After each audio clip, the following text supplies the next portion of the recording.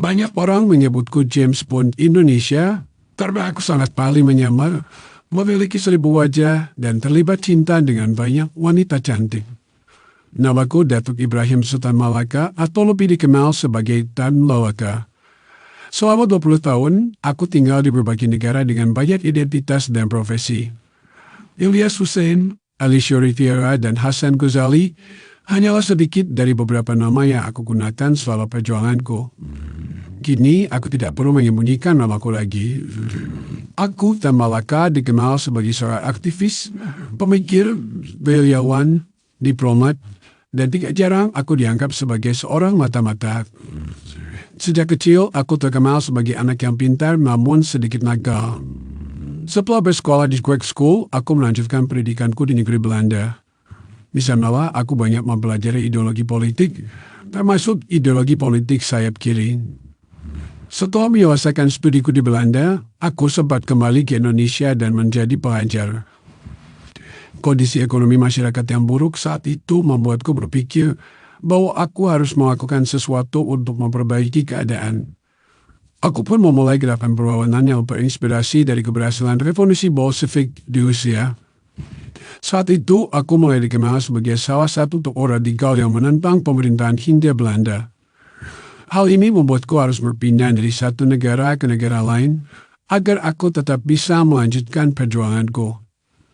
Beberapa negara yang pernah aku singgahi diantaranya adalah Tiongkok, Filipina, Singapura, Burma, dan tentu saja Rusia. Ketika memasuki negara-negara tersebut, aku harus menggunakan nama samaran agar tidak terdeteksi oleh intel pasukan Belanda. Agar lebih meyakinkan, di setiap negara yang aku singgahi, aku tidak hanya mengubah namaku, tapi juga mengubah pekerjaanku. Seperti ketika aku berada di Filipina, aku menggunakan nama Elias Puentes yang bekerja sebagai wartawan. Aku juga pernah menyamar sebagai penjahit bernama Pan Hoseng ketika sedang berada di Singapura. Selama dalam penyamaran, aku sempat berhubungan dengan beberapa wanita. Aku pernah menjalin hubungan dengan seorang wanita Filipina ketika aku sedang menyamar sebagai Elias Puentes. Wanita itu adalah anak seorang petinggi salah satu universitas yang ada di Filipina. Aku jatuh cinta kepadanya. Sayangnya hubungan kami kandas ketika aku ditangkap mata-mata Amerika dan dideportasi dari Filipina. Setelah dideportasi dari Filipina, aku melanjutkan perjalananku menuju Burma. Naas, aku kembali tertangkap dan harus menekam di penjara selama 2 bulan. Begitu dibebaskan, aku melanjutkan perjalanan menuju Xiamen, Tiongkok. Selama 3 tahun aku berada di Xiamen, aku menggunakan nama samaran Oh Sun Li. Aku menetap dan bekerja sebagai guru. Di sana, aku mengenal seorang gadis berinisial AB. Gadis itu kerap datang menemuiku untuk belajar bahasa Inggris. Dia juga sering mencurahkan perasaannya kepadaku. Sekali lagi hubunganku dengan wanita tidak berlanjut karena aku harus melanjutkan perjalanan. Bagiku, perjuanganku untuk Indonesia jauh lebih penting daripada apapun saat itu. Aku tinggal di Tiongkok selama 3 tahun, kemudian aku kembali ke Indonesia. Pada tahun 1942, Jepang berhasil menduduki Indonesia, dan aku melihat ini sebagai kesempatan untuk kembali ke tanah air. Dari Singapura, aku menelusuri Sumatera hingga akhirnya tiba di Jakarta. Setibanya di Jakarta, aku kembali mengubah identitasku. Kali ini, aku menggunakan nama Ilyas Hussein. Selama dalam penyamaran, diam-diam aku mengamati situasi yang terjadi di tanah air. Saat itu setidaknya aku mencatat ada 500 orang Romusha yang tewas setiap bulannya. Romusha adalah rakyat Indonesia yang ditangkap dan dijadikan pekerja paksa oleh Jepang. Saking banyaknya Romusha yang tewas, maka mereka luasnya mencapai 53 hektar.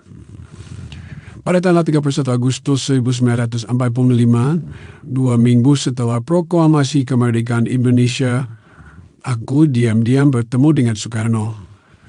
Kami membahas tentang siapa yang akan memimpin Indonesia jika Soekarno dan Hatta ditangkap atau dibunuh oleh pihak Belanda atau Jepang dan sekutunya. Pertemuan itu berlangsung di rumah dokter pribadi Soekarno. Saat itu, Soekarno memperkenalkanku kepada dokternya sebagai Abdul Razak dari Kalimantan. Di tahun yang sama, aku pun mulai menunjukkan jati diriku yang sebenarnya. Aku mulai mengunjungi beberapa kawan lamaku. Salah satunya adalah Ahmad Subarjo. Setelah 20 tahun menggunakan berbagai macam nama alias, aku menjadi asing dengan namaku sendiri. Rasanya aneh ketika kawan memanggilku dengan namaku yang sebenarnya. Ketika berada di rumah Subarjo, aku terpikat pada Pamita Abdurrahman, keponakan Subarjo. Hubunganku kali ini jauh lebih serius daripada hubunganku dengan wanita-wanita sebelumnya.